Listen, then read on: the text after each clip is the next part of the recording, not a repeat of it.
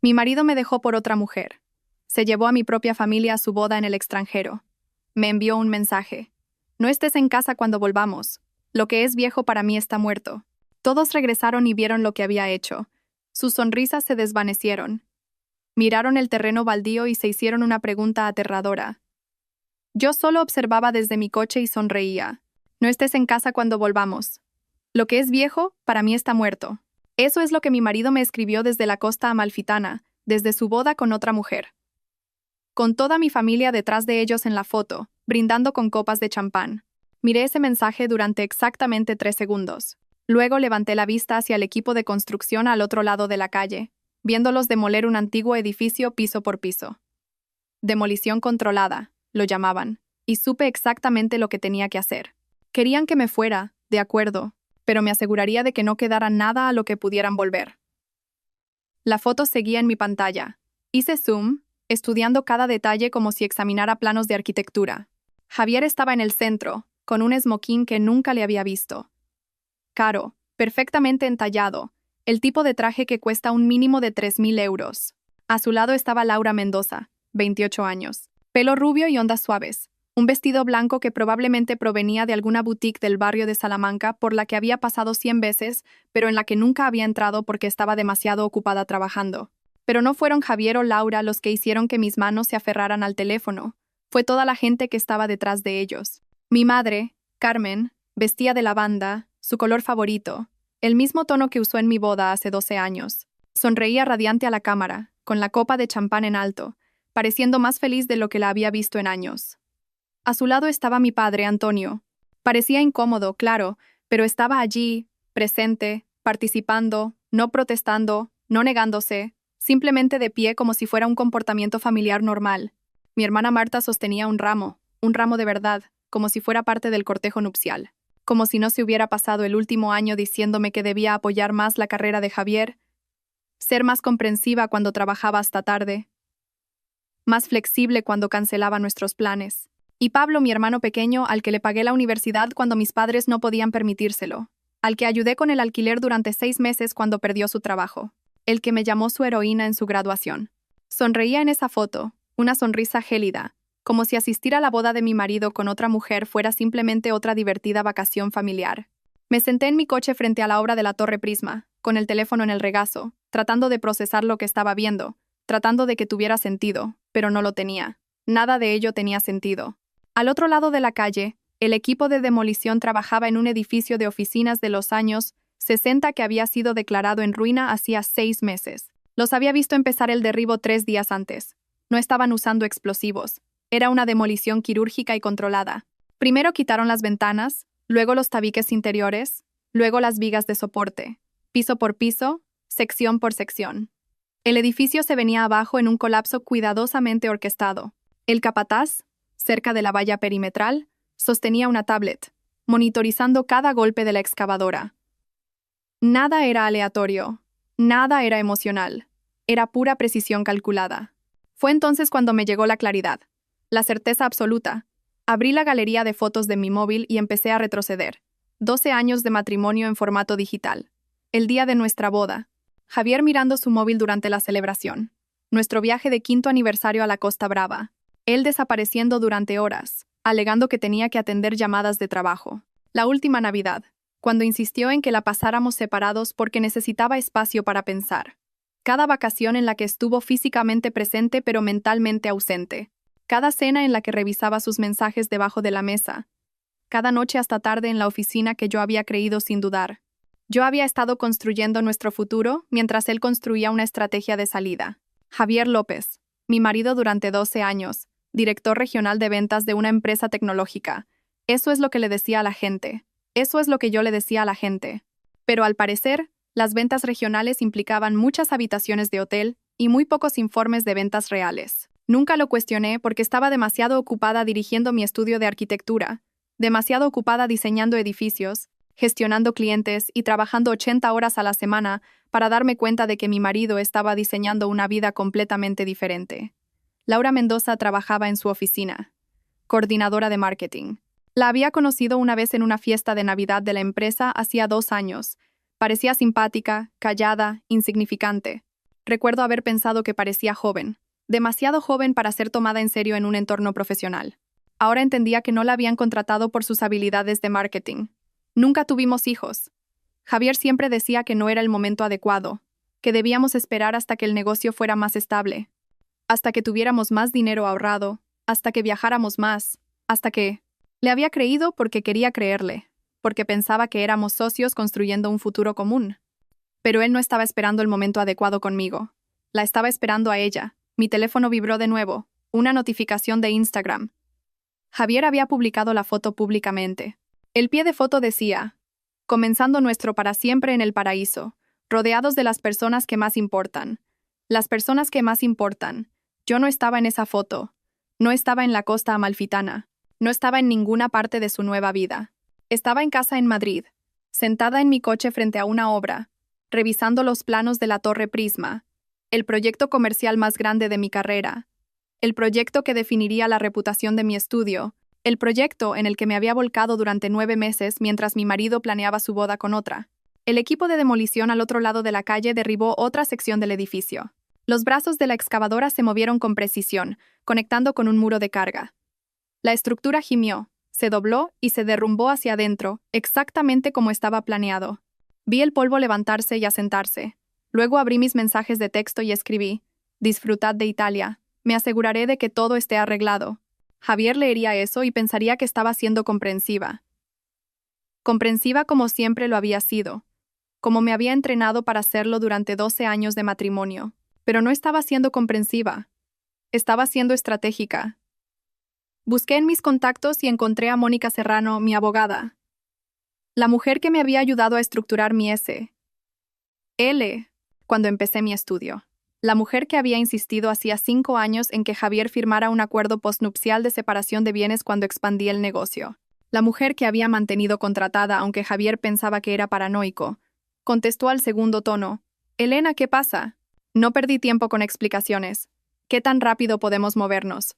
Hubo una pausa. Mónica era astuta. No necesitaba detalles para entender el tono. ¿Qué tan rápido lo necesitas? Miré la foto de nuevo. Calculé el tiempo. Aterrizan en 9 días. La risa de Mónica fue grave y depredadora. El sonido de alguien que había construido una carrera destruyendo a cónyuges infieles en los tribunales. Entonces construyámosle una nueva y hermosa vida en 8. Colgué y me quedé allí un momento más, viendo al equipo de demolición recoger su equipo por el día. El edificio que había estado en pie durante 60 años ahora era solo escombros y barras de refuerzo. Para mañana se lo habrían llevado. Para la próxima semana, el solar estaría despejado y listo para algo nuevo. Demolición controlada. Así lo llamaban. Y eso era exactamente lo que estaba a punto de hacer. No dormí esa noche. En lugar de eso, me senté en la mesa de mi cocina con un bloc de notas y empecé a escribir listas, cronogramas, inventarios de activos, todo lo que poseíamos, todo lo que yo poseía. Técnicamente, la casa, los coches, el chalet en los Pirineos que habíamos visitado 2 veces, cuentas bancarias, carteras de inversión, incluso los muebles. A las 3 de la madrugada tenía 17 páginas de notas. Al amanecer, tenía un plan. Me duché, me vestí con mi traje negro, el que usaba para reuniones importantes con clientes, y conduje hasta el despacho de Mónica en el centro de Madrid. Me envió un mensaje con su disponibilidad a las 6 de la mañana, lo que me dijo todo lo que necesitaba saber sobre la seriedad con la que se estaba tomando esto. Su oficina estaba en el piso 14 de un edificio de cristal con vistas al Paseo de la Castellana. Ventanales del suelo al techo, arte caro en las paredes, el tipo de espacio que gritaba éxito y no se disculpaba por ello. Mónica ya estaba allí cuando llegué. 2 tazas de café esperaban en su escritorio. No me preguntó si estaba bien. No ofreció compasión ni tópicos. Simplemente deslizó una carpeta de manila sobre la superficie de madera pulida y dijo: presenté la demanda a las 7 de esta mañana. Demanda de divorcio, motivos, abandono del hogar, adulterio e incumplimiento del acuerdo postnupcial. Abrí la carpeta. La documentación era extensa, brutal en su precisión. Tenemos pruebas, continuó Mónica, sacando su tablet. Extractos de tarjetas de crédito de los últimos 18 meses. Hoteles, restaurantes, compras de joyas que nunca llegaron a ti. Pasó las imágenes, recibos de lugares en los que nunca había estado, cargos en fechas en las que Javier me dijo que estaba trabajando hasta tarde. Hay más, dijo, y su voz adquirió un filo que reconocí. El tono que usaba cuando estaba a punto de destruir a alguien en el tribunal. ¿Recuerdas ese portátil que dejó abierto el mes pasado? ¿El que mencionaste cuando tomamos un café? Asentí. Había estado revisando contratos una noche cuando el portátil de Javier sonó con una notificación de mensaje. Él estaba en la ducha. La pantalla estaba desbloqueada. Eché un vistazo, vi el nombre de Laura y tomé una decisión que no entendí del todo en ese momento. Empecé a reenviarme correos electrónicos. Revisé todo lo que me enviaste, dijo Mónica. Tenemos 18 meses de correspondencia entre Javier y Laura, planeando, maquinando, y esto. Giró la tablet hacia mí. Un archivo de audio. Marca de tiempo de hace 6 semanas. Presionó play. La voz de Javier llenó la oficina, diminuta a través de los altavoces, pero inconfundible. No te preocupes, cariño. En cuanto consiga el dinero de la casa, podremos irnos antes. Ella nunca lo sabrá hasta que sea demasiado tarde. La risa de Laura, ligera, despreocupada. Eres terrible, pero me encanta. Te quiero, dijo Javier. El año que viene por estas fechas estaremos en nuestro propio sitio. Ella seguirá en esa oficina matándose a trabajar y nosotros estaremos viviendo nuestras vidas de verdad. Mónica detuvo la grabación. Me quedé allí mirando la tablet, sin sentir nada. Absolutamente nada. Las palabras deberían haber dolido. Deberían haberme enfadado. Deberían haber hecho algo, pero solo sentía frío. Le notificarán la demanda mañana por la mañana en su oficina, dijo Mónica. A las 9 en punto. He contratado a un procurador para que le entregue los papeles en persona delante de sus colegas, incluida Laura. La miré. ¿Es necesario? La sonrisa de Mónica fue afilada. Me pagas para ganar, Elena, no para ser amable. Firmé los papeles sin leerlos. Mónica nunca me había fallado. Hace 5 años, cuando expandí mi estudio y la contraté, insistió en que Javier firmara un acuerdo postnupcial. Al principio me resistí. Parecía poco romántico, cínico, como si estuviera planeando el fracaso. No estás planeando el fracaso, me había dicho Mónica. Estás protegiendo lo que has construido. Hay una diferencia. Javier lo había firmado sin leer. Lo recordaba sentado en ese mismo escritorio, apenas mirando el documento, navegando por su teléfono mientras Mónica explicaba los términos. Parecía molesto por todo el proceso. Impaciente. Ahora entendía por qué. Ya estaba planeando su salida. El acuerdo postnupcial simplemente lo complicaba. Después de firmar, Mónica y yo pasamos las siguientes 3 horas revisando las finanzas. Hizo que su asistente sacara cada cuenta, cada activo, cada partida de los últimos 12 años de nuestro matrimonio. Cuenta corriente conjunta. Mis depósitos ascendían a 670 y 3.000 euros. Los depósitos de Javier sumaban 3.400 euros. Miré esa cifra durante un largo momento. 3.400 euros en 12 años. ¿A dónde iba su sueldo?, pregunté. Mónica sacó los extractos de su cuenta personal, aquellos a los que no sabía que yo tenía acceso porque me habían puesto como segunda titular en la cuenta cuando nos casamos y nunca me eliminó. Restaurantes, hoteles, un cargo recurrente a una joyería en la calle Serrano, pagos mensuales a un trastero del que nunca había oído hablar. Ha estado construyendo una vida separada durante al menos 2 años, dijo Mónica. Quizás más. La casa estaba a nombre exclusivo de mi SL, comprada 3 años antes de casarnos como una propiedad de inversión empresarial. Javier nunca había contribuido a la hipoteca, el IBI, el seguro o las reformas. Legalmente, no tenía ningún derecho sobre ella. Los coches, ambos registrados a nombre de mi empresa, vehículos de empresa, el chalet de los Pirineos, comprado a través de la SL. Javier nunca había hecho un solo pago. No posee nada, dijo Mónica rotundamente. Según el acuerdo postnupcial, cualquier activo comprado o mantenido durante el matrimonio utilizando los ingresos de tu negocio sigue siendo exclusivamente tuyo. Renunció a cualquier derecho sobre los bienes gananciales más allá de lo que contribuyó directamente. Así que los 3.400 euros, dije, es todo a lo que tiene derecho legalmente. Hice que Mónica liquidara nuestras cuentas conjuntas esa tarde. Cada euro que deposité durante 12 años, transferido a una nueva cuenta solo a mi nombre. Le dejé a Javier exactamente 3.400 euros. Lo justo es justo. Cuando llegué a casa esa noche, la casa se sentía diferente. No por lo que faltaba, sino por lo que ahora entendía que nunca había estado realmente allí. Caminé lentamente por las habitaciones, viéndolo todo con nuevos ojos. Los muebles del salón que yo había elegido y pagado, los electrodomésticos de la cocina que yo había investigado e instalado, Las obras de arte en las paredes de galerías que había visitado sola porque Javier siempre estaba demasiado ocupado. Su lado del armario estaba vacío. Había hecho la maleta para Italia, pero había dejado todo lo demás. Sus abrigos de invierno, su ropa de trabajo, sus zapatos alineados en el zapatero que le compré hace 3 navidades. Asumió que volvería a por ello, que yo seguiría aquí esperando, que esta casa, esta vida, sería su red de seguridad mientras resolvía su nueva vida con Laura. Empecé a meter sus pertenencias en cajas, metódicamente, sin emoción. Su ropa fue a bolsas de donación. Su colección de carteles de cine de época, la que afirmaba que valía miles, fue cuidadosamente enrollada y embalada, que volviera a por ella si tanto la quería. Pero algo me decía que no lo haría. Al segundo día, las cajas se apilaban en el garaje. Llamé a una ONG. Lo recogerían todo el viernes. La señora Ruiz me pilló cargando la última bolsa en mi coche esa tarde. Estaba en su jardín podando rosas, pero sabía que había estado observando. ¿Limpieza de primavera?, preguntó acercándose. Forcé una sonrisa. Algo así. Miró las cajas. Luego a mí. Su expresión cambió. ¿Está todo bien entre tú y Javier? No lo he visto últimamente. Está de viaje, dije. Un viaje largo. La señora Ruiz asintió lentamente, pero sus ojos decían que no me creía. Bueno, si necesitas algo. Estoy bien, interrumpí. De verdad, solo ocupada con el trabajo. Esa noche, la vi en su porche hablando con el señor Gómez del otro lado de la calle. Ambos miraban hacia mi casa. Que se pregunten, que cotilleen. En unos días tendría noticias reales de las que hablar. El tercer día terminó conmigo sentada sola en el salón, bebiendo vino de una botella que compré el mes pasado para una cena que nunca tuvimos. Javier había cancelado en el último momento. Emergencia de trabajo, había dicho. Saqué mi teléfono y abrí Instagram. Javier había publicado de nuevo. Más fotos de la costa amalfitana. Él y Laura en un velero. El atardecer detrás de ellos.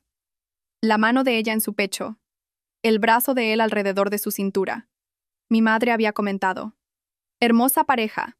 Qué feliz estoy por vosotros. Mi hermana Marta se había etiquetado. Las mejores vacaciones familiares de la historia. Bendecida.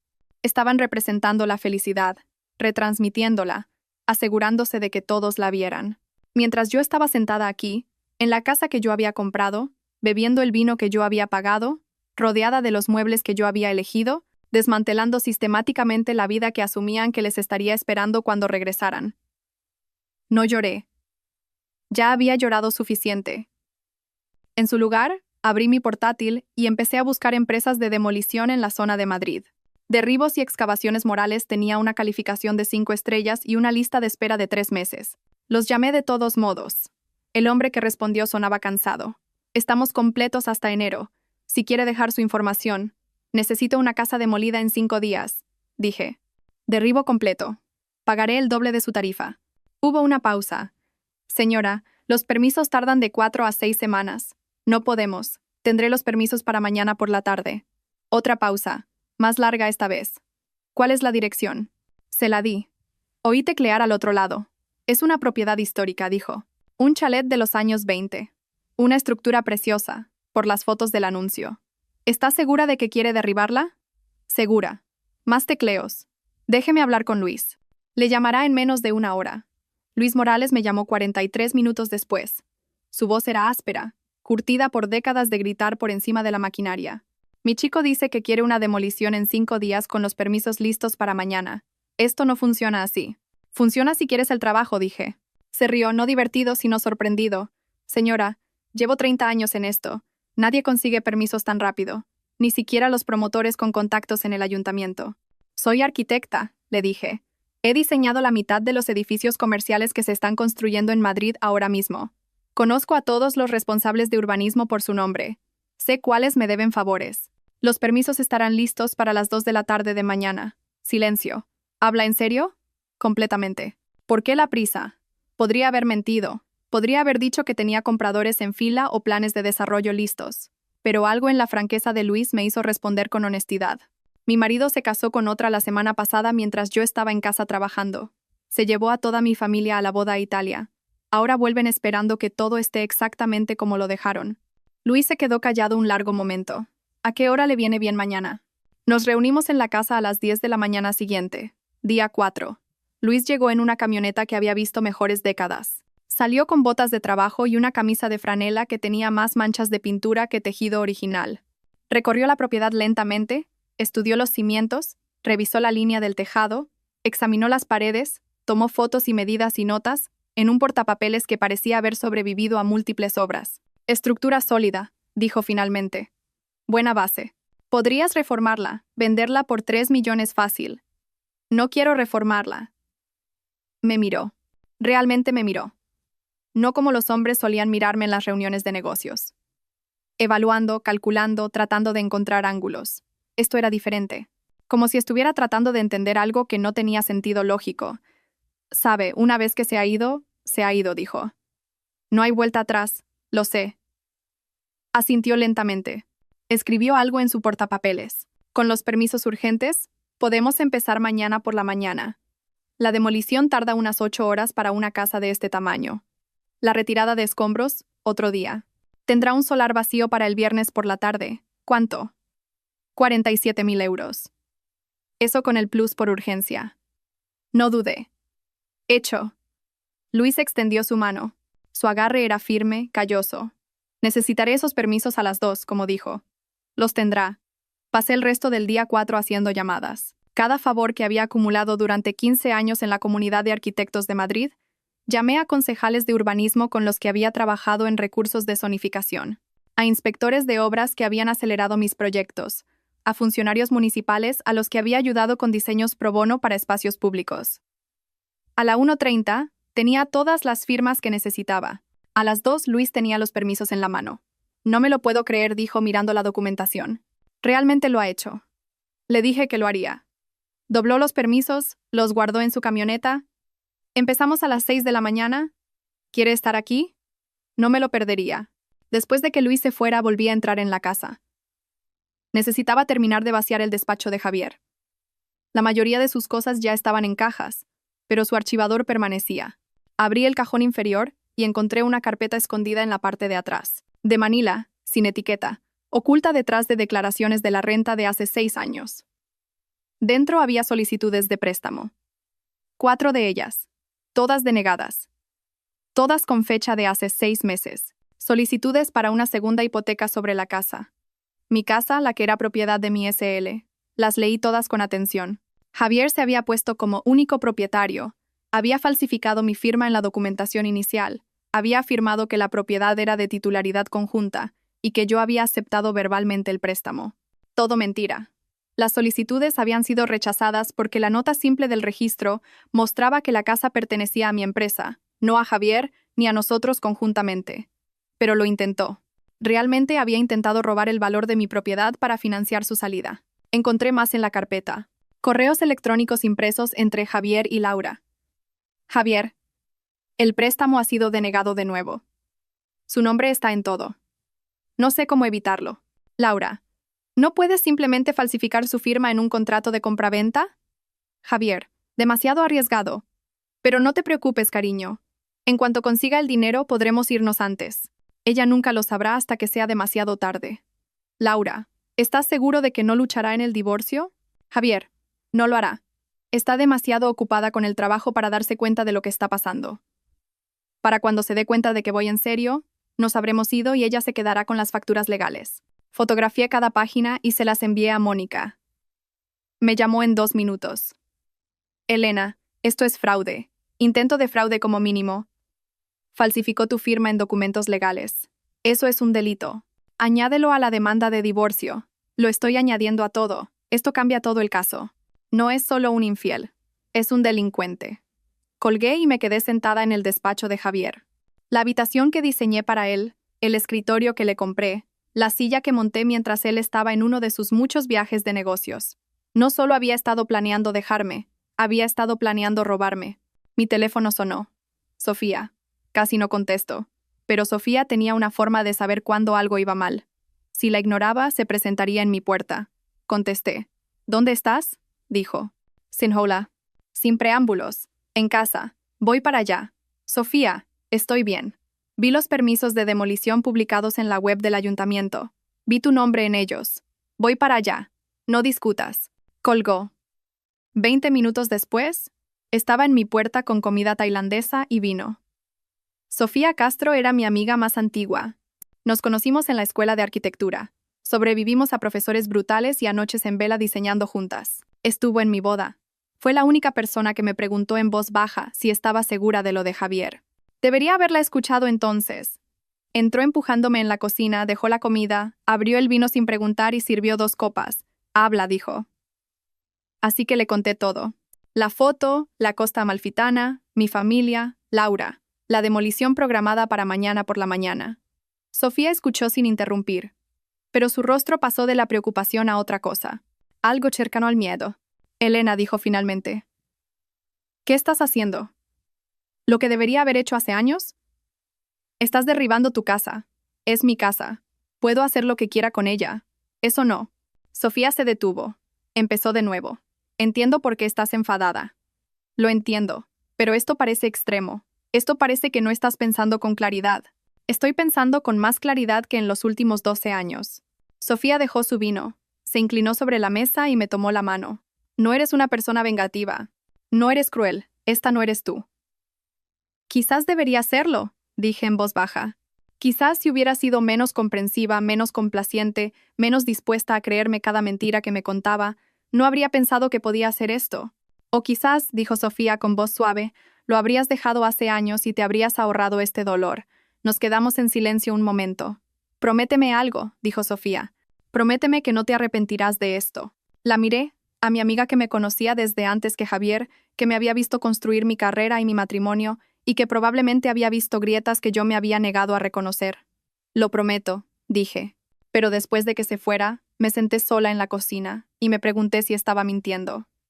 El 5.º día llegó con una claridad fría. Me desperté a las 5, me vestí con vaqueros y mi chaqueta negra favorita. Preparé café y conduje hasta la casa. El equipo de derribos morales ya estaba allí. 3 camiones, 6 trabajadores, el equipo descargándose con eficiencia practicada. Luis me vio y se acercó. Última oportunidad, dijo. Una vez que empecemos, no hay vuelta atrás. Miré la casa, las ventanas que había elegido. La puerta que había pintado, el porche donde me había sentado incontables noches esperando que Javier volviera a casa. Empiecen, dije. La maquinaria rugió. La señora Ruiz apareció en su porche en bata, con los ojos muy abiertos. Otros vecinos salieron. El señor Gómez, los Alonso, la pareja de jubilados de la esquina que siempre saludaban pero nunca hablaban. La señora Ruiz se acercó corriendo. Elena, ¿qué está pasando? Sonreí, tomé un sorbo de café. Reforma. Demolición completa, empezar de nuevo. Pero, ¿dónde vivirás? He hecho arreglos. La bola de demolición se balanceó. Conectó con la pared la pared donde Javier había colgado sus carteles de cine de época. El impacto fue ensordecedor. La pared se derrumbó y no sentí nada. A mediodía, la casa era escombros. A las 3, el segundo piso era polvo. Al atardecer, no quedaba nada más que trozos rotos esparcidos por el solar, como los restos de una vida que ya no reconocía. Me quedé allí mirando hasta que el equipo recogió su maquinaria y Luis se acercó, limpiándose las manos en los vaqueros. ¿Estás bien?, preguntó. No supe cómo responder. Me sentía vacía, más ligera, libre, aterrorizada. Todo a la vez. Sí, dije finalmente. Creo que sí. Luis asintió. No insistió. Volveremos mañana a las 6 para retirar los escombros. Deberíamos tener el solar despejado para la tarde. Le di las gracias y vi su camioneta desaparecer por la calle. Luego me quedé sola en la creciente oscuridad, mirando lo que solía ser mi hogar. El 6.º día llegó con cielos grises y el estruendo de los camiones de retirada de escombros. Estuve allí al amanecer de nuevo. No podía mantenerme alejada. Necesitaba ver desaparecer cada pedazo. El equipo trabajó con eficiencia mecánica. Las palas cargadoras recogían trozos de lo que solían ser paredes, suelos y techos. Los camiones volquete daban marcha atrás. Se llenaban, se iban, una y otra vez. Cada carga se llevaba otro pedazo de 12 años. Vi cómo cargaban la isla de la cocina en un camión. Las encimeras de mármol que había elegido de un proveedor en Colmenar Viejo. Los armarios a medida que diseñé yo misma. Habíamos comido nuestra primera comida en esta casa en esa isla. Comida china para llevar porque estábamos demasiado agotados por la mudanza para cocinar. Javier había brindado con una botella de cerveza. Por nuestro futuro había dicho. Me pregunté si ya estaba planeando su salida entonces, o si eso vino después. La repisa de la chimenea fue lo siguiente. Había colgado nuestra foto de boda allí durante 6 años antes de quitarla. Me dije a mí misma que necesitaba un nuevo marco. La verdad era que ya no podía mirar su sonrisa sin preguntarme si alguna vez había sido real. La terraza que construimos hace 3 veranos, donde se suponía que envejeceríamos juntos, tomando café y viendo los atardeceres, fue rota en pedazos y retirada a las 11. Por la tarde, el solar estaba casi despejado, solo tierra y escombros dispersos. El equipo trajo una niveladora, lo allanó todo, lo alisó. Al anochecer, estaba hecho. Me paré en la acera, mirando el espacio vacío, donde había existido una casa de 2 millones de euros 24 horas antes. Una mujer pasó corriendo, se detuvo, miró el solar, luego las casas vecinas, y de nuevo el solar. ¿No había una casa aquí?, preguntó. Me volví hacia ella manteniendo mi expresión neutral. Debe estar pensando en otra calle. Frunció el ceño, claramente confundida. Podría haber jurado. Sacudió la cabeza. No importa. Lo siento. Siguió corriendo. La vi irse y sentí algo parecido a la satisfacción. Estaba funcionando. Nos estaba borrando. Mi teléfono sonó. El nombre de Marta apareció en la pantalla. Casi no contesto, pero la curiosidad ganó. Elena. Su voz era brillante, alegre, completamente ajena a lo que había participado. Lo estamos pasando genial. La costa amalfitana es preciosa. Deberías ver las playas. La comida es increíble. Y la boda fue simplemente. Recibí el mensaje de Javier, interrumpí. Silencio. Ah, eso. Su tono cambió inmediatamente. Menos brillante, más defensivo. Mira, continuó. No queríamos meternos en vuestros problemas matrimoniales, pero Javier dijo que lo vuestro había terminado hace tiempo. Dijo que sabías lo de Laura, que ambos habíais estado de acuerdo. No estuve de acuerdo en nada, dije. Mi voz salió más fría de lo que pretendía. Os está mintiendo a todos. Marta suspiró. Ese sonido exasperado que siempre hacía cuando pensaba que estaba siendo difícil. Siempre haces esto, Elena. Siempre asumes que todos están en tu contra. Pero Javier te quiere. Es solo que necesita algo diferente ahora. ¿Alguien que lo haga feliz? Las palabras cayeron como un golpe físico. ¿Alguien que lo haga feliz? Repetí lentamente. Lo hice feliz durante 12 años. Marta, te pagué la universidad cuando mamá y papá no podían permitírselo. Les ayudé con los pagos de la casa cuando papá perdió su trabajo. He mantenido unida a esta familia mientras todos vosotros. Tenemos que irnos, me interrumpió. La celebración está empezando. Hablamos cuando volvamos, ¿vale? La línea se cortó. Me quedé allí mirando mi teléfono, procesando lo que acababa de pasar. No solo estaban asistiendo a su boda, lo estaban defendiendo. Habían elegido su bando. Todos ellos. Llamé a Mónica. Necesito moverme más rápido, le dije. Aterrizan en 3 días. Ya estoy en ello, dijo. Ven a mi despacho mañana. Tengo algo que necesitas ver. Me reuní con Mónica en su oficina el 7º día. El horizonte fuera de sus ventanas estaba gris, con nubes que amenazaban lluvia. Tenía una carpeta esperando, más gruesa que las otras. Investigué un poco a Laura Mendoza, dijo Mónica, deslizándola sobre su escritorio. Resulta que tu marido tiene gustos interesantes en mujeres. Abrí la carpeta. Registros financieros, verificación de antecedentes, información familiar. Laura Mendoza no era solo una coordinadora de marketing de 28 años que vivía de sueldo en sueldo. Venía de una familia con dinero, mucho dinero. Su padre, Ricardo Mendoza, era dueño del Grupo Automotriz Mendoza, una cadena de concesionarios de coches de lujo por toda España, 17 ubicaciones. Ingresos de cientos de millones. El fondo fiduciario de Laura valía más de 2 millones de euros. Ella no necesita el dinero de Javier, dijo Mónica. Pero Javier definitivamente necesita el de ella. Pasó a otra sección. Extractos bancarios que mostraban transferencias de Laura a Javier durante el último año. 10.000 euros en marzo, 15.000 euros en junio, 25. 0 euros en septiembre. 50.000 euros en total. ¿Qué le estaba diciendo?, pregunté. Mónica sacó correos electrónicos que había obtenido de su cuenta. Javier a Laura. La casa está casi pagada. Una vez que el divorcio sea definitivo, tendré acceso a la plusvalía. Podemos comprar ese piso en Marbella que te gustó. Laura a Javier. ¿De cuánta plusvalía estamos hablando? Javier. Al menos 1 millón, quizás más. Ella no presta atención a las finanzas. Firmará lo que le ponga delante. Lo leí 3 veces. La ha estado engañando, dije lentamente. Mónica asintió. Probablemente de la misma manera que intentó engañarte a ti, excepto que la familia de Laura tiene dinero y contactos.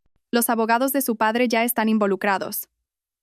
Le hicieron firmar un acuerdo prenupcial antes de la boda. Javier no obtiene nada si el matrimonio termina. ¿Él lo sabe? No lo creo. Basado en estos correos, piensa que se está casando con la riqueza. No tiene idea de que acaba de renunciar a cualquier derecho sobre su fondo fiduciario. Me recliné en mi silla procesando. Entonces, no es solo un infiel, dije. Es un estafador. Uno malo, coincidió Mónica. Pero sí. De repente, mi venganza se sintió más grande que solo yo. No se trataba solo de lo que me había hecho a mí. Se trataba de evitar que le hiciera esto a otra persona, incluso si esa otra persona era Laura. ¿Qué hacemos con esto?, pregunté. Mónica sonrió. Lo añadimos a la demanda de divorcio. Mostramos el patrón de manipulación financiera. Mostramos que falsificó tu firma tratando de acceder a la plusvalía. Mostramos que actualmente está intentando estafar a otra mujer. Hace que nuestro caso sea irrefutable. Salí del despacho de Mónica sintiendo algo que no había sentido en días. Propósito. Esa noche, sola en mi nuevo apartamento, el ático que había alquilado la semana pasada en el barrio de Salamanca con vistas al horizonte y sin recuerdos, me senté en mi escritorio y saqué una hoja de papel. Empecé a escribir. Querida mamá. Las palabras llegaron lentamente al principio. Luego más rápido. Todo lo que nunca había dicho. Todo lo que había mantenido enterrado durante 12 años. Durante toda mi vida en realidad.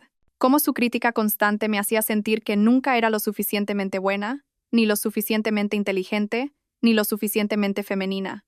Como siempre se ponía del lado de Javier en cada discusión, diciéndome que trabajaba demasiado, que no era lo suficientemente cálida, que no sabía cómo mantener feliz a un hombre. Cómo eligió asistir a su boda con otra mujer mientras su propia hija se desmoronaba. Escribí sobre la soledad, sobre enterrarme en el trabajo porque mi hogar dejó de sentirse como un hogar hace años, sobre intentar arreglar algo que Javier ya había decidido que estaba roto, sobre cómo seguí intentando ganar su aprobación y nunca entender por qué siempre estaba fuera de mi alcance. Escribí hasta que me dio un calambre en la mano, hasta que las palabras se volvieron borrosas, hasta que no quedó nada por decir. Luego doblé la carta con cuidado, la metí en un sobre y escribí Carmen Rojas en el frente. La sostuve durante un largo momento. Luego la guardé en el cajón de mi escritorio. Quizás algún día la enviaría. Quizás la guardaría como un recordatorio de que algunas cosas es mejor no decirlas. Algunos puentes es mejor quemarlos que cruzarlos. Serví vino y me paré junto a la ventana, mirando las luces de la ciudad. En 2 días, aterrizarían en Barajas. En 2 días, conducirían hasta la casa esperando que todo estuviera exactamente como lo dejaron. En 2 días, verían lo que había hecho, y yo estaría observando. El 8º día comenzó con papeleo. Me reuní con Tomás Reyes en una cafetería de la zona de Chamberí, a medio camino entre su oficina y la mía. El tipo de lugar con ladrillo visto y cafés con leche caros de los que Javier siempre se quejaba. Tomás ya estaba allí cuando llegué, sentado en una mesa de la esquina con un portafolio de cuero y gafas de leer en la nariz. Tenía unos 50 años, con ojos amables y manos curtidas por décadas de trabajo en la construcción. El tipo de hombre que había construido cosas toda su vida y entendía el peso de lo que se derriba. Se levantó cuando me vio, me estrechó la mano con firmeza. Elena, me alegro de verte. Nos sentamos. Abrió el portafolio, sacó la escritura y los documentos de transferencia. Esto es un solar increíble, dijo, revisando los papeles una vez más. Ubicación privilegiada, gran zonificación.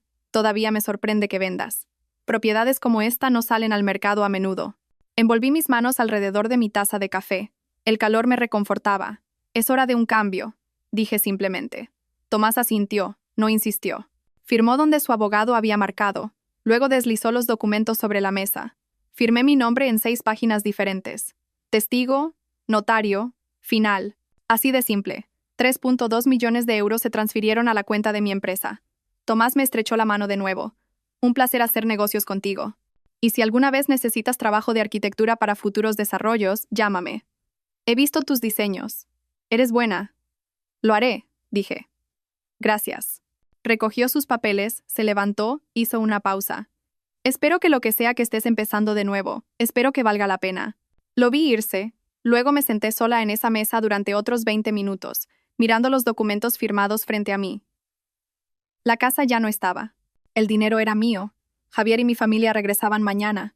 Ya no había vuelta atrás. Conduje hasta el garaje donde había dejado mi coche y me senté al volante durante 20 minutos, con las manos aferradas al volante, respirando lenta y deliberadamente. No tenía miedo, pero tampoco estaba completamente segura de estar bien. El ático que había alquilado la semana pasada estaba en el barrio de Salamanca, piso 17, ventanales del suelo al techo, con vistas a la ciudad. 2 dormitorios, aunque solo necesitaba uno. Una cocina moderna con electrodomésticos que probablemente nunca usaría. El tipo de lugar que siempre había querido pero nunca le sugería a Javier porque pensaba que vivir en el centro era demasiado ostentoso y poco práctico. Me había mudado hace 3 días con algunas cosas que había sacado de la casa. Mi ropa, mi portátil, mi silla favorita del despacho. Todo lo demás era nuevo. Muebles que había pedido por internet y que profesionales habían montado. Vajilla de la que nunca había comido. Toallas que todavía tenían etiquetas. Era hermoso. También estaba completamente vacío de cualquier cosa que se sintiera como yo. Estaba desempacando la última caja, libros en su mayoría, cuando sonó el timbre. Sofía estaba en el pasillo con 2 botellas de vino y una expresión que decía que estaba preparada para una intervención. «Tenemos que hablar», dijo, empujándome para entrar al apartamento. Dejó el vino en la encimera de la cocina, inspeccionó el espacio con el ojo crítico de alguien que me conocía desde hace 15 años. «Bonito sitio», dijo. «Estéril, pero bonito. Acabo de mudarme hace 3 días. Has tenido tiempo de hacerlo sentir como un hogar». Abrió una de las botellas de vino sin preguntar. Sirvió 2 copas. Me dio una. «Excepto que no estás intentando que se sienta como un hogar. Te estás escondiendo». Tomé el vino. «No me estoy escondiendo. Te estás aislando», dijo Sofía, sentándose en mi sofá. «No respondes a mis mensajes. No vienes a yoga. Has cancelado la comida 3 veces. Estás desapareciendo, Elena». Me senté a su lado, mirando las luces de la ciudad que comenzaban a brillar en el crepúsculo. «Estoy bien. Solo ocupada». «Ocupada demoliendo tu vida». Se volvió para mirarme. No acusadora, solo triste. «Solías hablarme de todo. Ahora eres como, no sé, como si estuvieras en otro lugar. Como si ya te hubieras ido y tu cuerpo simplemente no se hubiera dado cuenta». Tomé un largo sorbo de vino. «Estoy en otro lugar», dije en voz baja. La persona que era, la que creía en el amor, la familia y la pareja, se ha ido. Murió cuando llegó esa foto. Esto, gesticulé hacia el apartamento, hacia mí misma, es lo que queda. Sofía dejó su vino, se acercó y me tomó la mano. «¿Y si te arrepientes de esto?». La pregunta quedó flotando en el aire entre nosotras. «Entonces viviré con ello», dije, «pero al menos será mi arrepentimiento, mi elección, no la suya». Sofía apretó mi mano. «Estoy preocupada por ti. Lo sé. No estoy diciendo que lo que hiciste estuvo mal. Solo estoy diciendo», hizo una pausa, buscando las palabras. «Estoy diciendo, asegúrate de que lo estás haciendo por las razones correctas. No porque estés herida, no porque estés enfadada, sino porque es realmente lo que quieres». «Es lo que quiero», dije. Pero incluso mientras lo decía, me pregunté si lo creía. Sofía se quedó 2 horas más. Bebimos vino, hablamos de su trabajo, su vida, cualquier cosa menos la mía. Cuando finalmente se fue, me abrazó fuerte en la puerta. «Llámame mañana», dijo. «Después de lo que sea que pase, llámame». Le prometí que lo haría. Esa noche, no pude dormir. Me tumbé en mi nueva cama en mi nuevo apartamento, mirando al techo, escuchando los sonidos desconocidos del tráfico del centro y mis propios pensamientos en espiral. Mañana aterrizarían. Mañana verían. Debí quedarme dormida sobre las 2, porque me desperté a las 3:17 de un sueño que se sentía más real que el mundo despierto. Estaba caminando por la casa, pero no la versión demolida, la versión completa, cada habitación intacta, cada mueble en su lugar. Javier estaba allí, no el hombre de 40 años que me había traicionado, sino la versión más joven, la que conocí en la fiesta de un amigo en común hace 16 años, el que me había hecho reír, del que me había enamorado. «¿Por qué estás haciendo esto?», preguntó. Intenté responder, pero no pude formar palabras. Caminé por las habitaciones tocando paredes que ya no existían. La cocina, el salón, el dormitorio. Mi madre apareció en la cocina con ese vestido lavanda. «Siempre fuiste tan fría, Elena», dijo. Su voz era suave, pero las palabras eran cuchillos. «No me extraña que te dejara». Me desperté jadeando, enredada en las sábanas, con el corazón palpitando. 3:17 a.m. Me levanté, serví agua con manos temblorosas. Me paré junto a la ventana, mirando el horizonte dormido de Madrid. Mañana aterrizarían. Mañana verían lo que había hecho. Mañana todo cambiaría. Debería haberme sentido triunfante, reivindicada, fuerte. En cambio, me sentía vacía. Cogí mi teléfono. Busqué el contacto de Javier. Mi dedo flotó sobre el botón de llamar. ¿Qué le diría siquiera? Demolí nuestra casa porque te casaste con otra. Borré 12 años porque tú me borraste primero. Dejé el teléfono. No quedaba nada que decirles. A ninguno de ellos. Volví a la cama, pero no dormí. Solo me quedé allí viendo cómo cambiaban los números en el reloj. 4 a.m. 5 a.m.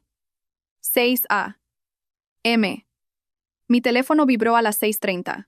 Un mensaje de mi padre, Antonio Rojas, el hombre que se había pasado toda mi infancia dejando que mi madre tomara todas las decisiones, que se mantenía en silencio durante cada conflicto familiar, que nunca se puso de mi lado contra ella.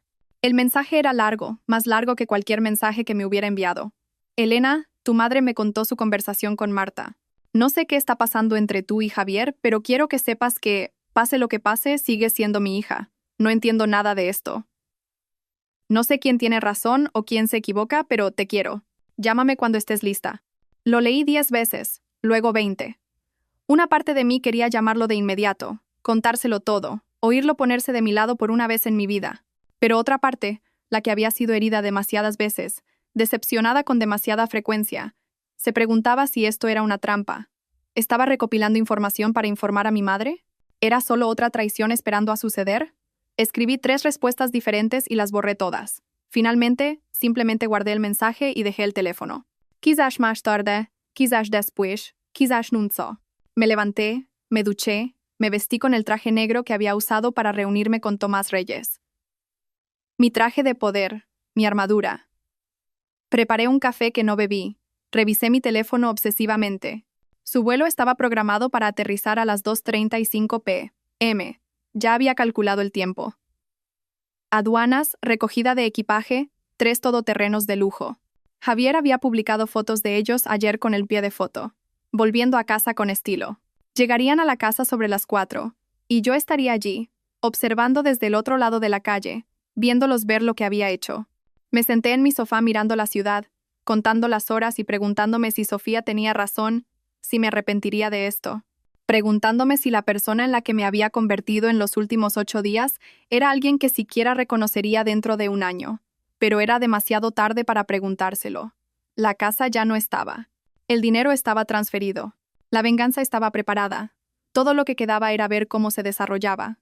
A las 2:35 p.m., su vuelo aterrizó en Barajas. Lo seguí en mi teléfono desde mi coche, aparcado al otro lado de la calle de donde solía estar la casa. El solar se veía perfecto, con césped fresco que había sido colocado con precisión profesional. Verde, uniforme, intacto. Incluso había hecho instalar un pequeño banco decorativo cerca de la acera ayer, un toque que no pude resistir. Hacía que el solar vacío pareciera intencionado, como si siempre hubiera sido así, como si nunca hubiera existido nada allí. Llevaba mi traje de poder, un Armani negro, tacones de suela roja, el atuendo que usaba cuando cerraba grandes tratos o presentaba a clientes difíciles. Mi armadura. El café estaba en el portavasos, todavía caliente. Me había detenido en la misma cafetería donde me había reunido con Tomás Reyes hace 2 días. Revisé mi teléfono de nuevo. Ya habrían pasado por aduanas, recogiendo el equipaje, encontrando sus coches de alquiler. Javier había publicado sobre los todoterrenos ayer. 3 vehículos de lujo, caros. Volviendo a casa con estilo, había escrito en el pie de foto. Me pregunté si el padre de Laura los había pagado. La tarde era fresca. Octubre en Madrid. El tipo de clima que hace que la gente publique sobre hojas de otoño y castañas asadas. Gente normal. Gente cuyas vidas no estaban implosionando en ese momento. Esperé. A las 3:58, el primer todoterreno giró en la calle. Luego el segundo, luego el tercero. Mi ritmo cardíaco no cambió. Mis manos no temblaron. Solo observé. Se detuvieron en la acera, o más bien donde esperaban que estuviera la entrada del garaje. Los motores se apagaron, las puertas se abrieron. Javier salió primero del vehículo del medio. Bronceado, relajado, con una camisa de lino que probablemente costó 200 euros. Se estiró, Le dijo algo a Laura que la hizo reír. Laura salió a continuación, pelo rubio y ondulado, vestido de verano blanco, el anillo en su mano izquierda captando el sol de la tarde. Parecía feliz, despreocupada, como alguien que acaba de regresar de las mejores vacaciones de su vida. Mi madre fue la siguiente, del todoterreno de cabeza. Gafas de sol de diseñador, pañuelo de lavanda, el mismo tono que usó en la foto de la boda.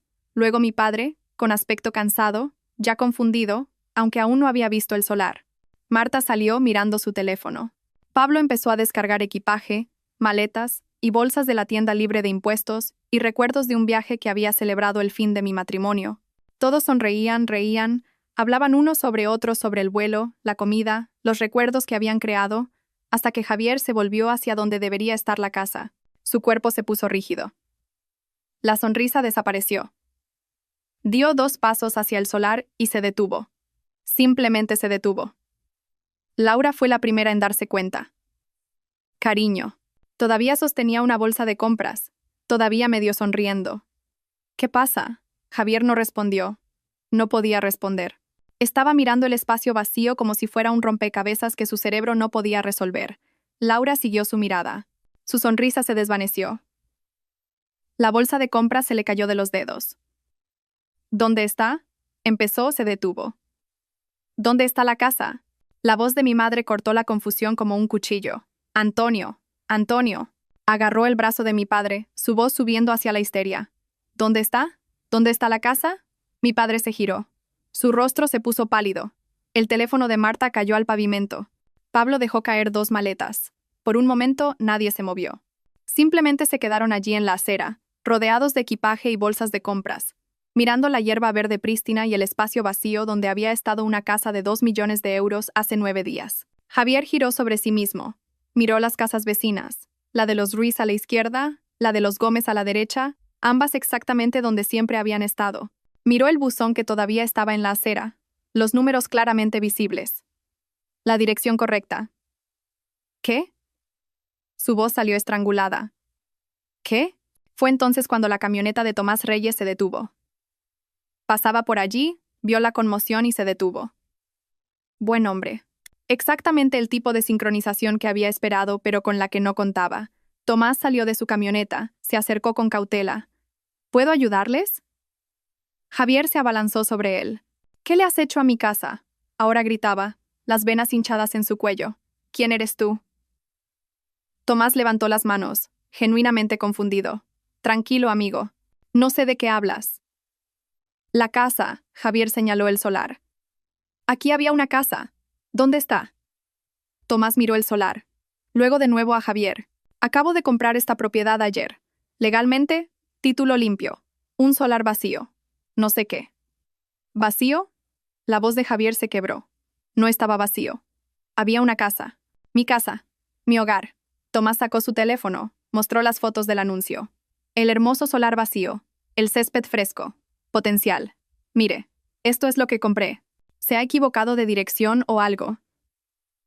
Mi madre había empezado a hiperventilar. Marta estaba de rodillas recogiendo su teléfono con manos temblorosas. Pablo simplemente se quedó allí, con la boca abierta, mirando entre el solar y Javier como si estuviera viendo un truco de magia que no podía entender. Fue entonces cuando mi madre me vio. Había bajado la ventanilla, con el codo apoyado en el marco, la taza de café en la mano, simplemente observando. Elena, lo chilló. No como un nombre, sino como una acusación, como una maldición. ¿Qué has hecho? Todos se giraron. Tomé un sorbo lento de café, dejé la taza con cuidado, abrí la puerta de mi coche y salí. Me vestí para este momento como si estuviera presentando ante un consejo de administración. Todo deliberado, todo calculado. Caminé hacia ellos lentamente, sin prisa, sin dudar. A 2 metros de distancia, me detuve. Lo suficientemente cerca para ver sus caras con claridad, lo suficientemente lejos para estar a salvo. Oh, hola a todos, dije. Mi voz era agradable, casual, como si los estuviera saludando en una barbacoa. ¿Qué tal por la costa amalfitana? ¿Recibisteis mi mensaje sobre que me encargaba de todo? Javier me miró fijamente. Su rostro pasó por expresiones demasiado rápido para seguirlas. Confusión, incredulidad, horror creciente. ¿Tú? Dio un paso hacia mí. Laura lo agarró del brazo, pero él la apartó. Demoliste nuestra casa. Su voz se quebró en la última palabra. Incliné la cabeza ligeramente. No nuestra casa, Javier. Mi casa. Mi activo empresarial, propiedad de mi S.L. Y técnicamente, no la demolí yo misma. Contraté a derribos y excavaciones morales. Un equipo muy profesional. Terminaron antes de lo previsto. No puedes hacer eso. Su cara estaba roja ahora, escupiendo. Eso es ilegal. Eso es. Saqué mi teléfono, abrí la carpeta que Mónica había preparado, capturas de pantalla de las escrituras de propiedad, documentos de compra, el acuerdo postnupcial que había firmado hace 5 años sin leer. En realidad, dije con calma, según el Código Civil Español y los términos de nuestro acuerdo de separación de bienes. ¿Recuerdas haberlo firmado, verdad? Estabas tan ocupado con tu teléfono ese día. Puedo hacer lo que quiera con mis activos empresariales de propiedad exclusiva. La casa fue comprada por mi S.L. 3 años antes de casarnos. Nunca contribuiste a la hipoteca, el IBI, el seguro o las reformas. Legalmente, no tenías ningún derecho sobre ella. Me volví hacia Laura por primera vez. Realmente la miré. Era guapa. Joven. Ese parece ser tu problema, dije. Pero felicidades por vuestra boda. Fotos preciosas. Me encantó especialmente la de mi madre vestida casi de blanco en vuestra ceremonia. Muy elegante. Laura emitió un sonido entre un jadeo y un sollozo. Mi madre dio un paso adelante. Su rostro estaba retorcido por la rabia y algo más. Miedo. Elena Rojas, dijo. Su voz temblaba. Vas a arreglar esto ahora mismo. Esta es propiedad familiar. Nosotros ayudamos. ¿Lo hicisteis? Interrumpí.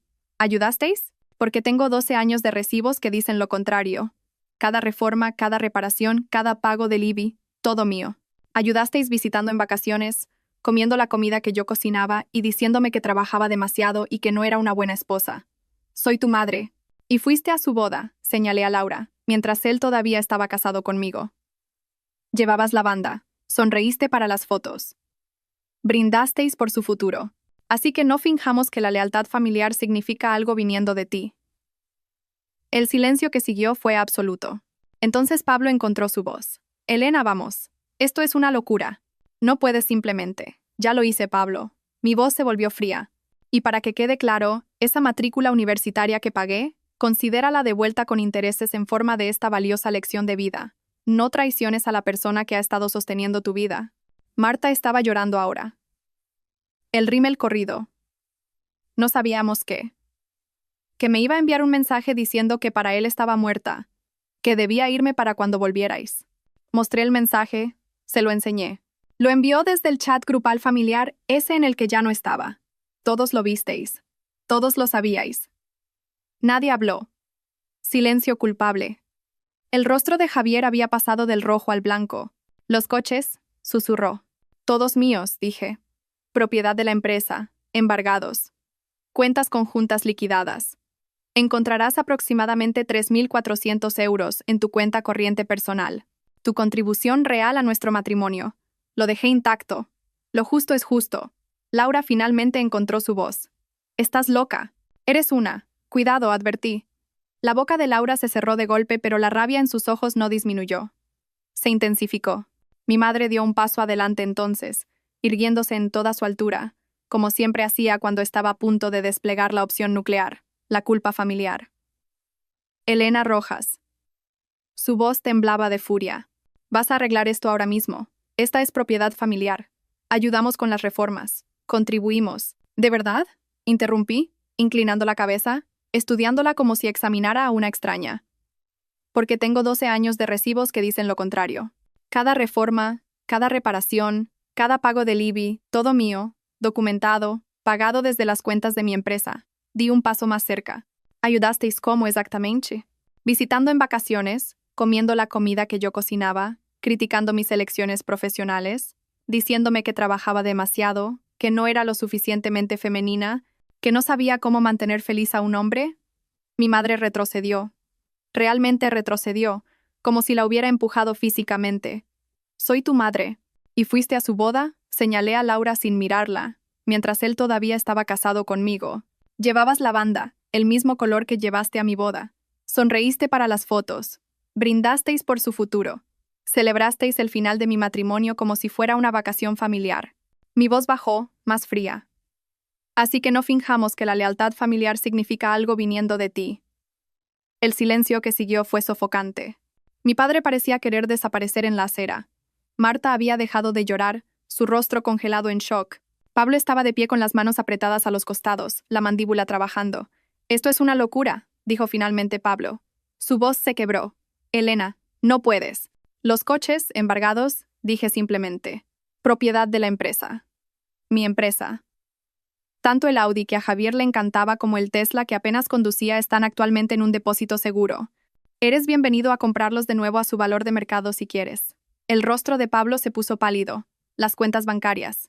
Liquidé nuestras cuentas conjuntas ayer. Tomé mi dinero. Cada euro que deposité durante 12 años, le dejé a Javier exactamente lo que contribuyó. Hice una pausa. 3.400 euros. Lo justo es justo. No puedes hablar en serio. Pablo gritaba ahora. Eso es. Eso es un robo. Eso es. Legal, corregí. Según nuestro acuerdo postnupcial y la ley española. Pero me alegro de que te preocupe tanto el robo, Pablo. Hablemos de robo. Me volví para enfrentarlo por completo. La matrícula de la universidad que pagué cuando mamá y papá no podían permitírselo. 48.000 euros. El alquiler que cubrí durante 6 meses cuando perdiste tu trabajo. 7.200 euros. El préstamo del coche que avalé y que no pagaste, así que terminé pagando 12.000 euros. ¿Sigo?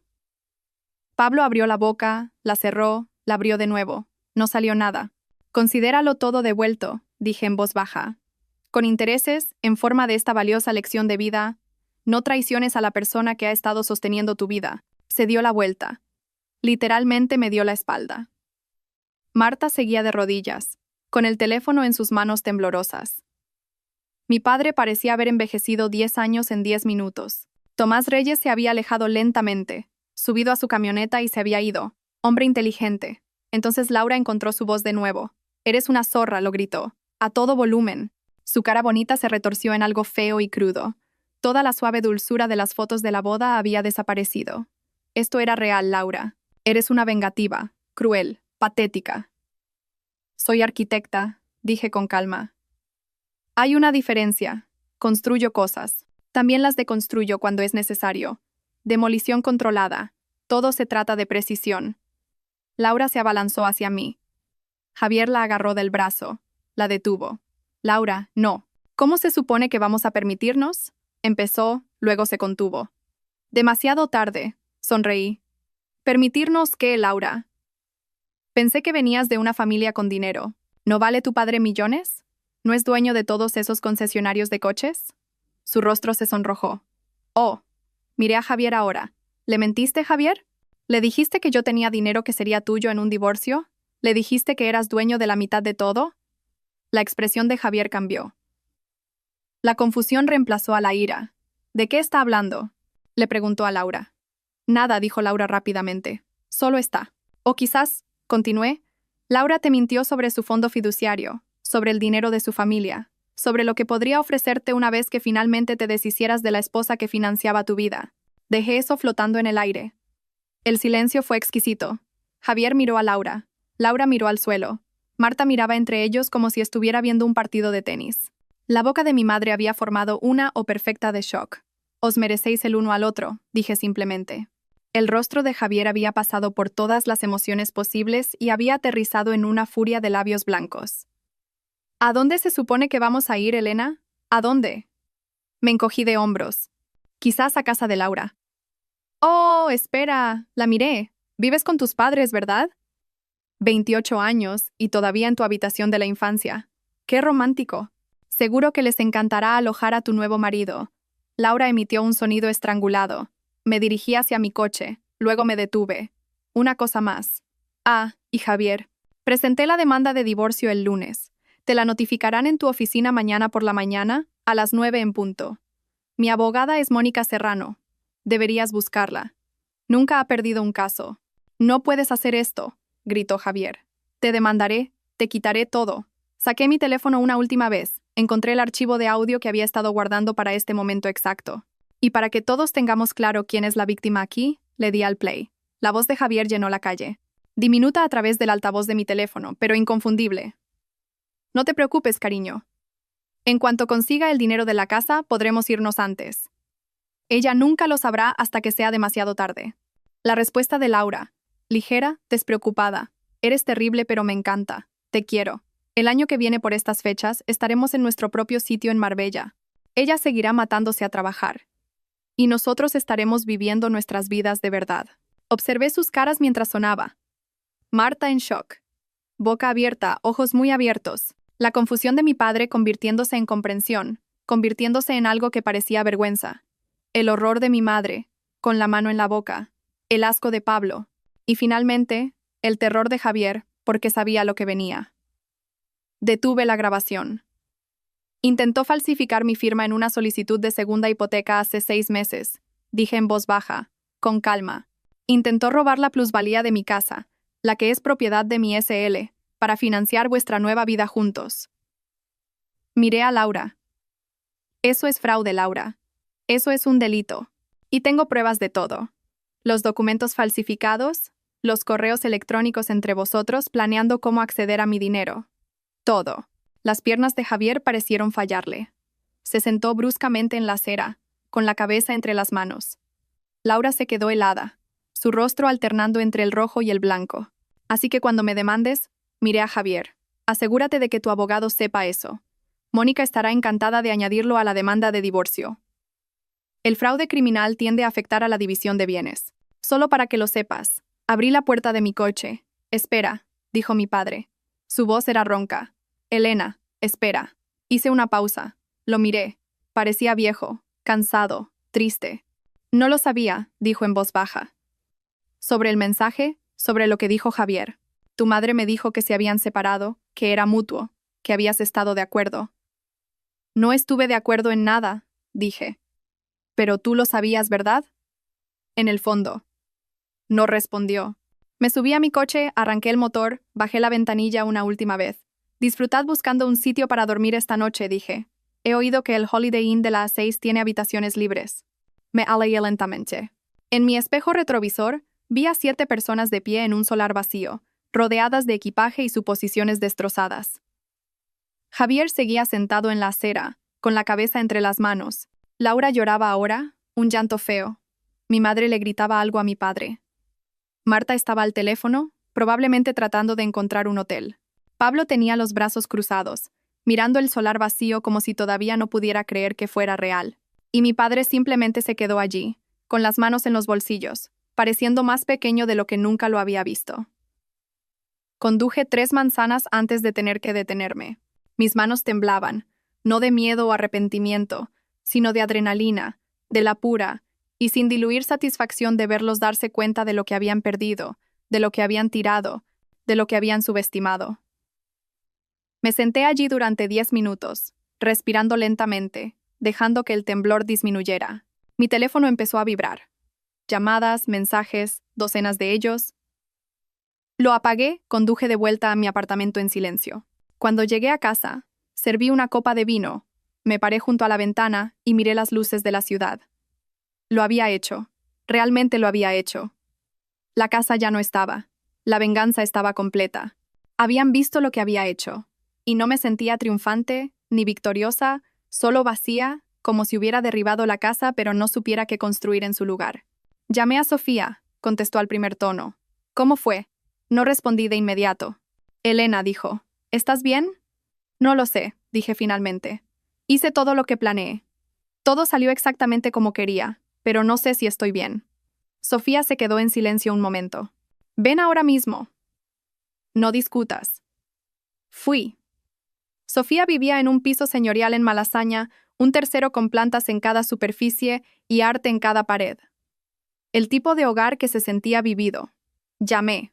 Abrió la puerta de inmediato, me miró a la cara y me hizo entrar. Siéntate, dijo, guiándome a su sofá. Voy a hacer té. No discutas. Me senté. Desapareció en la cocina. Oí correr el agua, el clic del hervidor, armarios abriéndose y cerrándose. Me quedé mirando un cuadro en su pared. Azules y grises arremolinándose. Siempre me había gustado, pero nunca lo había mirado de verdad. Sofía regresó con 2 tazas. Se sentó a mi lado. No dijo nada, solo esperó. Lo hice, dije finalmente. Todo lo que planeé. Salió exactamente como quería, pero me siento vacía. Las palabras salieron en voz baja, rotas. Pensé que me sentiría reivindicada, triunfante. En cambio, solo me siento. Me detuve, empecé de nuevo. Derribé la casa. Tuve mi venganza. Los vi darse cuenta de lo que habían perdido, y ahora no sé qué hacer con nada de esto. Sofía dejó su té, me pasó el brazo por los hombros. Hiciste algo irreversible, dijo suavemente. Eso es mucho que procesar. No me arrepiento, dije rápidamente. No, se lo merecían. Pero la venganza no llena el agujero que crea. Asentí. Nos quedamos en silencio durante mucho tiempo. ¿Qué pasa ahora?, preguntó Sofía. No lo sé. Esa noche, de vuelta en mi apartamento, mi teléfono no paraba de vibrar. 63 llamadas perdidas a medianoche. Cientos de mensajes. Mi madre, has destruido a esta familia. Espero que estés orgullosa. Marta. No puedo creer que hayas hecho esto. Eres cruel. Eres vengativa. Ya no sé quién eres. Pablo, espero que ahora estés feliz. Espero que haya valido la pena. Javier, te arrepentirás de esto. Te demandaremos, lo perderás todo. Laura, eres una vieja patética que no pudo retener a su marido. Disfruta muriendo sola. Incluso gente que apenas conocía me escribía. Tía Lorena, con quien no había hablado en 5 años. Tu madre está destrozada. ¿Cómo pudiste ser tan egoísta? Primos, viejos amigos de la familia, gente saliendo de la nada para decirme qué terrible persona era. Los bloqueé a todos. Cada número excepto el de mi padre. Su mensaje estaba en la parte superior de mi bandeja de entrada, sin leer. Serví vino con manos temblorosas. Me paré junto a la ventana, miré las luces de la ciudad, y me pregunté si así es como se suponía que debía sentirse la victoria. No leí el mensaje de mi padre esa noche, ni al día siguiente. Lo dejé allí, sin abrir, mientras me sumergía en el trabajo. El proyecto de la Torre Prisma necesitaba aprobaciones finales.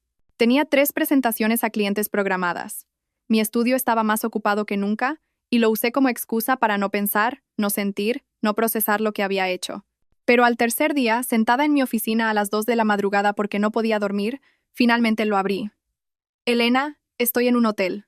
Tu madre no me habla porque dije que lo que hiciste era comprensible, aunque fuera extremo.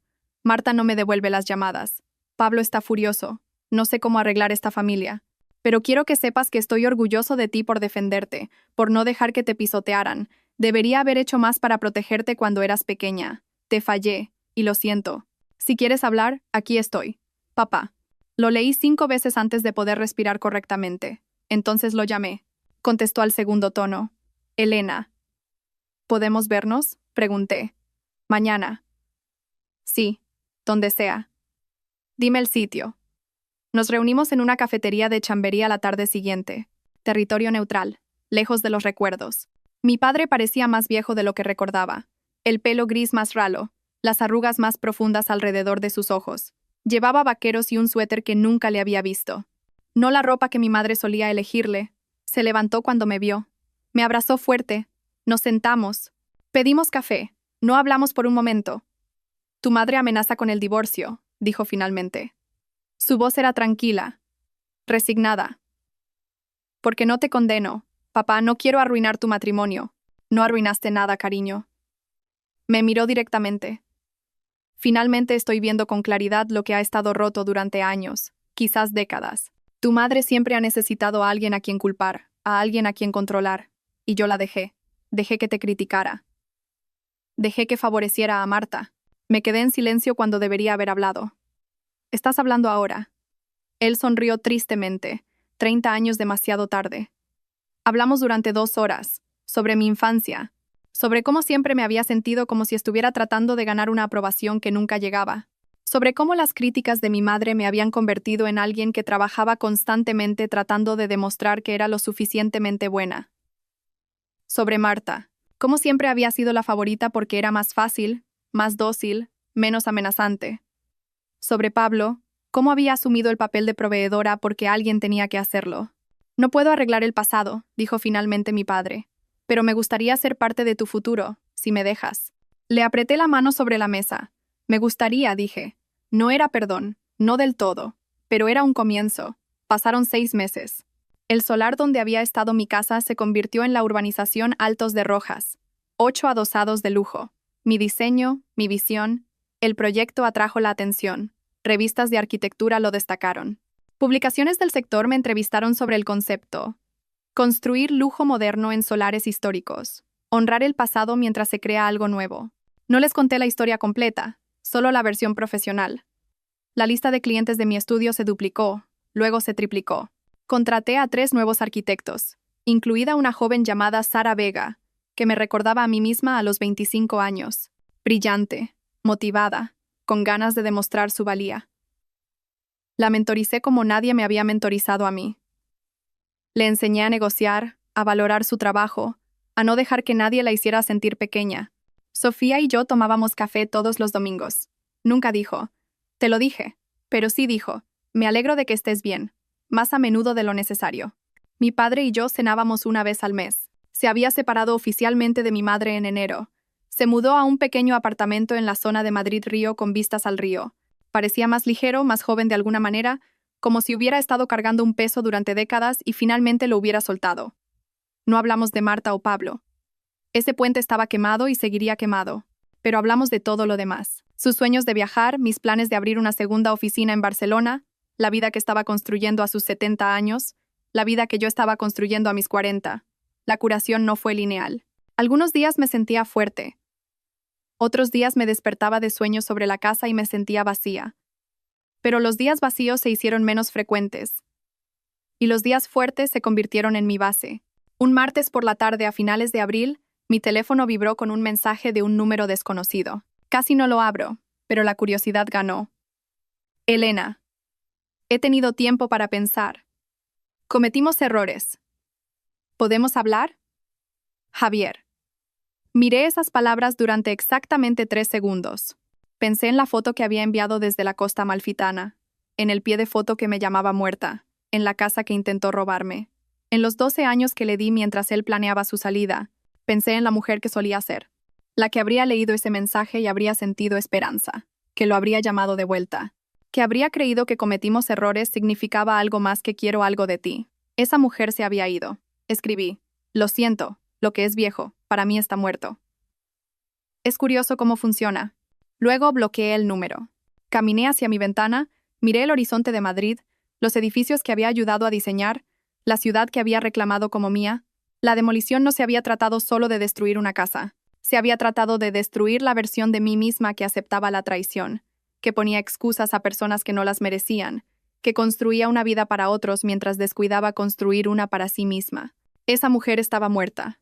En su lugar había alguien más fuerte, más dura en algunos aspectos, más cuidadosa con la confianza, pero también más honesta sobre lo que quería, más dispuesta a alejarse de lo que no le servía, más segura de que estar sola era mejor que estar con personas que te hacían sentir sola. Querían que me fuera. Me aseguré de que no quedara nada a lo que pudieran volver. Y en el espacio vacío donde solía estar esa vida, había construido algo mejor, algo que era total y permanentemente mío. Serví vino. Brindé con mi reflejo en la ventana. Por los nuevos cimientos. Por las demoliciones controladas. Por la vida que construí sola. Y la paz que encontré en su silencio. Si esta historia de venganza calculada te ha dejado sin aliento, dale un buen me gusta a este botón ahora mismo. Mi parte favorita fue cuando Elena observaba desde su coche mientras 7 personas se paraban en un solar vacío, dándose cuenta de que la casa había desaparecido. ¿Cuál fue tu momento favorito? Déjalo en los comentarios. No te pierdas más historias poderosas como esta. Suscríbete y activa la campanita de notificaciones para no perderte ninguna publicación.